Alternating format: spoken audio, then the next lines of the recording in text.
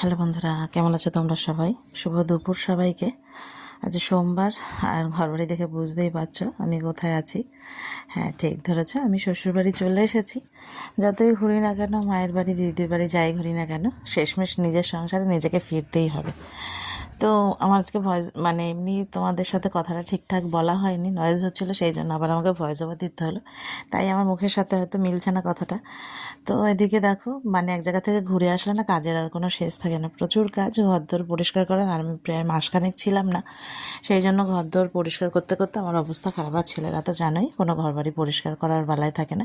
তার জন্য এসে আমার এক গাদা গাদা কাঁচা ঘরবাড়ি পরিষ্কার করা আর কেচে কুচে এই যে ঘরের মধ্যে মেলা, বাইরে মেলেছিলাম, বৃষ্টি এসেছে, আবার এই যে ঘরে মেলে দিয়েছি, পাখার হাওয়ায় শুকিয়ে যাবে।